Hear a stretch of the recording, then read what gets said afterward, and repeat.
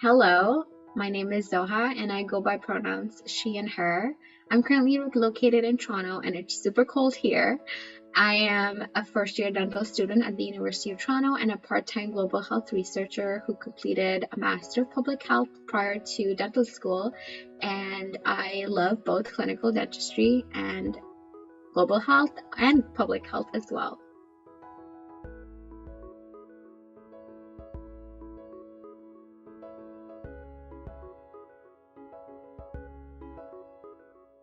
I was actually looking for ways to get enrolled with more global health like community, as well as so I can find more opportunities to get enrolled with. And I think Google is where I came across Global Health Next Generation Network, and then I found your social media handles and I found follows to stay in the loop, and I came across this opportunity as well. So that's basically it.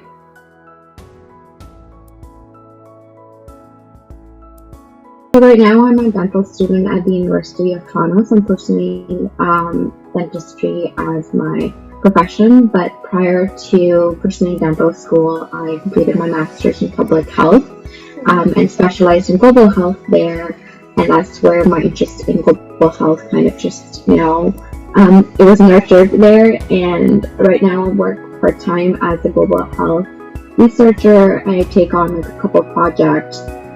Dental school takes most of my time, but I try to take out a couple of hours per week so I can, explore a global health topic, because that's my little break from dental school.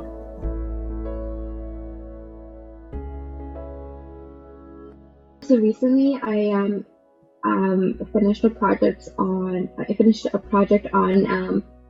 COVID-19 WASH and migration. So we actually looked into what are some of the ways that WASH was handled pre-COVID in migration, for populations that are migrating. So we wanted to look at how those similar mechanisms can be applied to address COVID-19 problem in the displacement camps and refugee camps as well. So it's kind of like a synthesis of the existing knowledge, and it's actually published on the United Nations Migration website.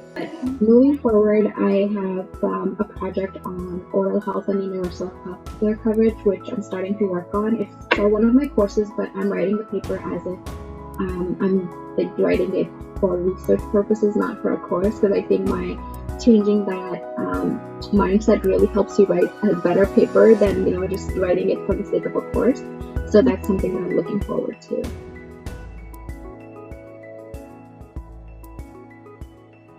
So my journey has been all over the place. So I did my undergrad in physiology, did bench work for my fourth year thesis, and I didn't like it at all. I just thought that I didn't have the right aptitude to do bench work.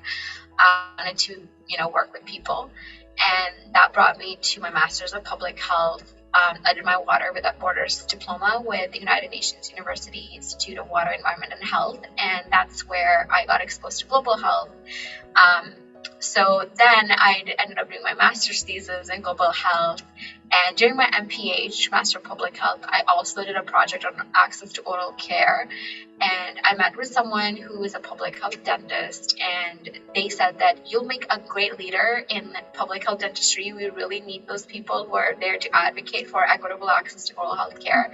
And I said, okay, you know what, let me go and shadow a couple of dentists. So I went to shadow a couple of dentists, and I absolutely loved the whole hands-on aspect of this profession. But another thing that really stood out to me, and that was the defining moment for me as well, was that I went to two different parts of the same city, Toronto, to shadow different dentists. But the kind of problems that people were coming with at the northeast end of the city was so different than the problems that people were coming in the downtown core. The downtown folks are coming in for aesthetic reasons, saying that we don't like the way our teeth look.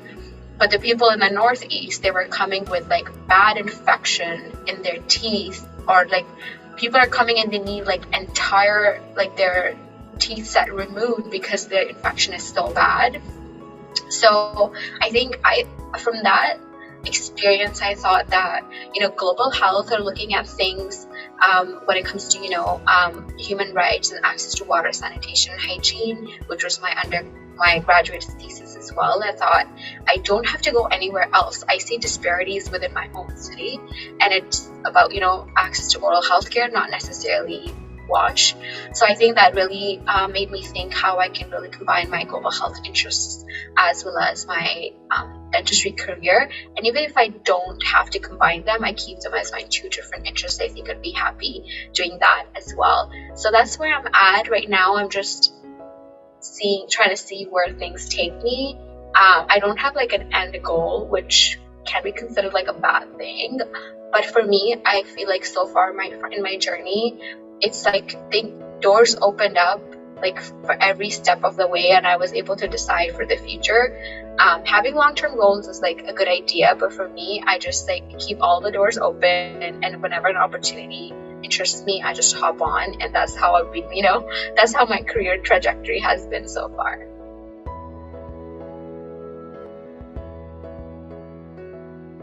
For me, it's been a lot of like trial and error, because I'm like someone who loves taking on like new opportunities, whether it's extracurriculars, leadership, and professional development, because I really want to be like on top of my skill sets as I enter, a new field. And especially when you're someone who is trying to navigate two different professions like dentistry and global health, you really need to make sure that your skills are up to date and you are within that network to provide you with the right opportunities at the right time.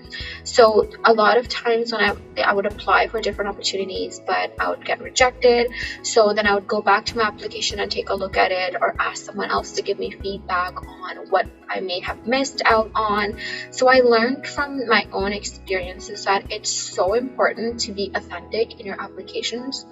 So I was actually reviewing a couple of people's application for dental school admissions, because I got in, so they're like, can you edit ours too? I'm like, I'd love to. So one thing that I really emphasized as well is that when we write applications, we get very fixated on, this is what I've done. So it ends up being a summary of your resume. So if you are submitting like a resume on the side, cover letter or personal statement is your opportunity to explain the why, the impact that you had, and how you did something. Other thing that I like to add in my own personal statement is my long-term vision or long-term goals. So we were talking about long-term goals or midterm goals as well. I like to add my vision, which is to be a clinician who provides oral health care to individuals, regardless of what kind of background they have when it comes to socioeconomic status. But I also am interested in the development agenda and looking at how my practice is contributing, or my work and my research is contributing to the SDG goals and targets.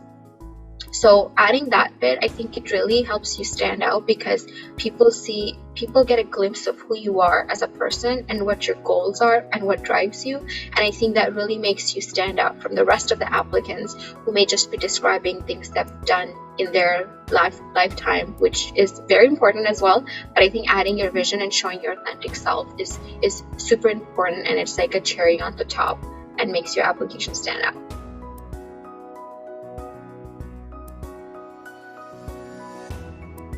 That's a great question. I think I kind of touched on it as well.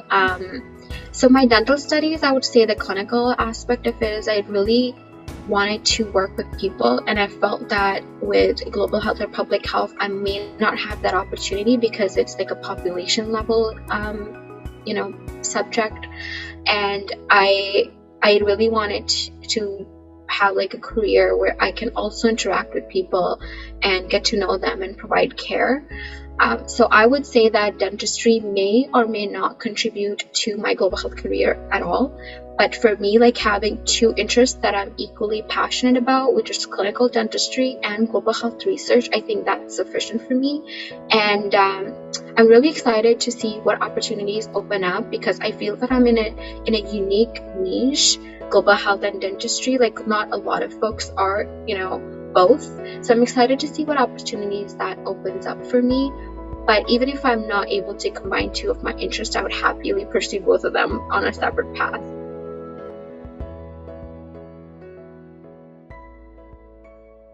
So the other areas of interest, I have a lot of interest. And it can be hard because you only have 24 hours in your day, so it's hard to do everything. I'm very passionate about mentorship, and that led me to actually co-found one initiative called Public Health Champs. We may be rebranding it, but for now it's Public Health Champs, and the point of that initiative is to connect aspiring public health professionals with people who are currently in the public health career, and create a community where there's a lot of knowledge exchange and provide opportunities to folks to develop skill sets. So for Canada, Public Health Agency of Canada has put leadership as one of the main qualities of a public health professionals, but we're thinking like, what are some of the ways that we can help people get the skills that their graduate programs may not be providing them? So we had like personal statement writing webinars where we talked about, what to write in your personal statement and how to stand out, and other opportunities as well, how to decide whether public health is for you. So a lot of those guiding informational webinars where people can come and leave with a skill with them, or leave with a better understanding of what the profession is about. So really passionate about community engagement and community development, as well as mentorship.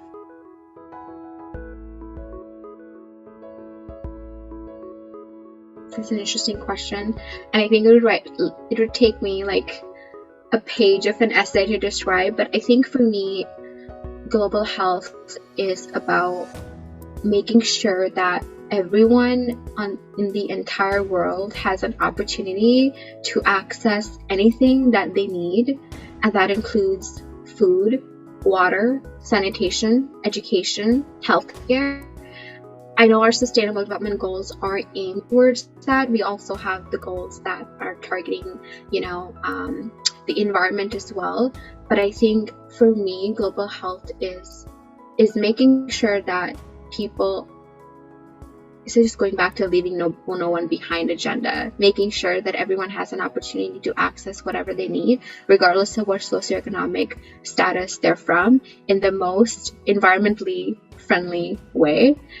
So having policies that are not, destructive to the environment and the natural life as well. So I think it would take me another page to describe, to dive deeper into what I meant by that. But I think for now, I'll just leave it at that, and I'd be happy to expand at a later time.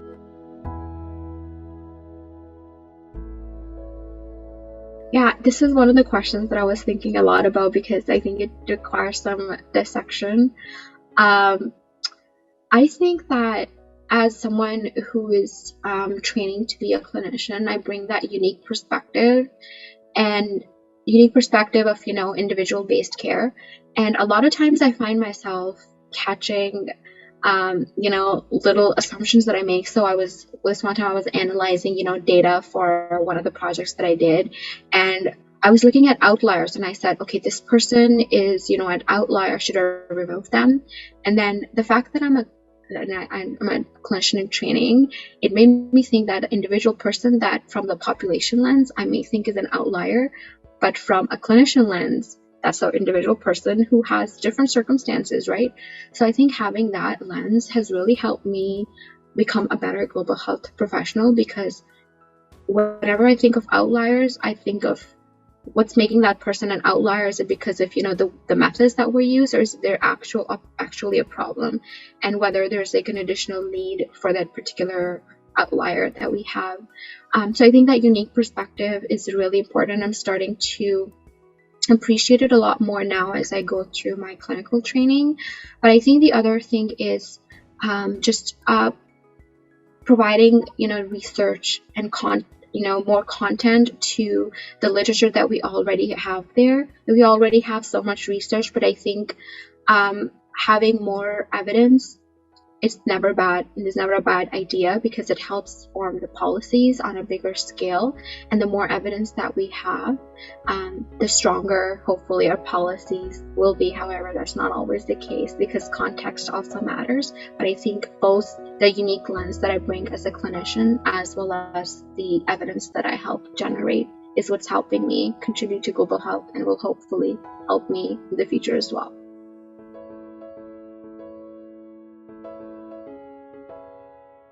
I think my best advice is that if you're confused or if you're not sure if global health is for you, I can tell you that global health, you'll find something in global health that will be of interest to you, because it's just so diverse, it's so vast that there's no way you can find a niche within global health unless you're like a total opposite to me, someone who I personally didn't like bench work that I did in like a microbiology lab, but if you are that person, go for it, all the best. But if you're also not that person, I think you can definitely find opportunities or find your own niche within global health or public health and really grow within that career.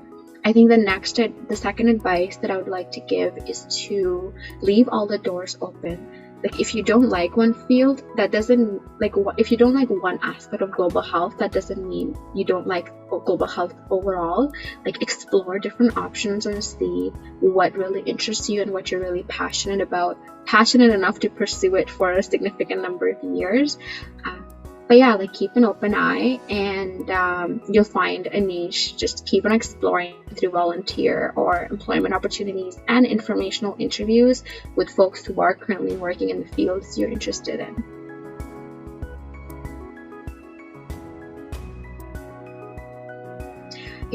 It's sad because summer 2020, I wanted to visit Barcelona, Spain, but everything was cancel.